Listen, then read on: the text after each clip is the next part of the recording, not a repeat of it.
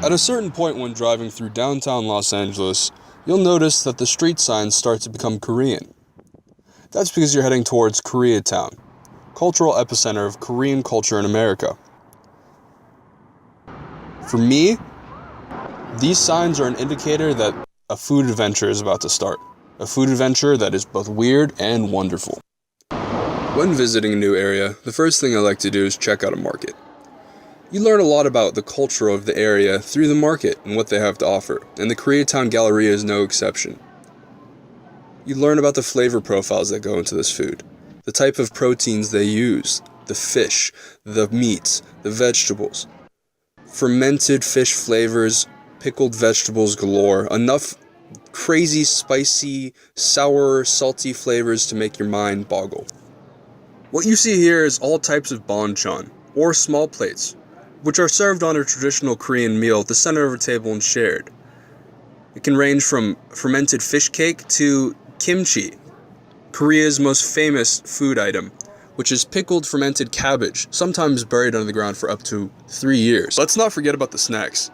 Peanut squid balls, anyone? I'm here outside Western Avenue and Olympic, in the cultural epicenter of Koreatown. This is actually the first Koreatown sign ever made. And as you can see by all the signs around me, there are a million places to eat. And some of them great, some of them not so great. Korean-style chicken wings is a great entry point when introducing yourself to Korean food, especially if it's a little intimidating, which it can be. Who doesn't like chicken wings? That sizzle you hear is the sound of rice against a hot stone bowl. That's bibimbap. Traditional Korean dish, meat and vegetables over rice. Though this isn't even the main attraction of this meal. At Seoul House of Tofu, it's all about the tofu, obviously.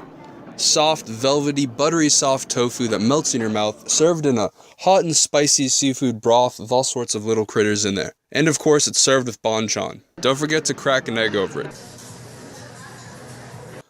Though, my favorite Korean meal has got to be Korean barbecue, because of the interactive nature. You've got a hot grill in the center of the table, and you cook the meat yourself. I went to this place, Haejangchun, because it's got a stone grill and I find it to be a better flavor. This place is typical though. You pay a set price and you get all you can eat meat. Sometimes they can be as cheap as $10. There are going to be several sauces laid out for you, some spicy, some sweet, sesame oil. It's all about mixing and matching. Don't be intimidated by this though. If you don't know what you're doing, they'll help you. My favorite aspect of the meal is after the meat's all done, you get kimchi fried rice cooked right on the grill for you. Growing up, I wasn't really exposed to a lot of food. So coming here was a little intimidated, but I really enjoyed the meal. I loved all the pork. I loved the whole concept of just being fed meat throughout an entire meal, and I had a really good time today. That's all for this week's edition of Broke Dude Food. Don't forget to check us out next week.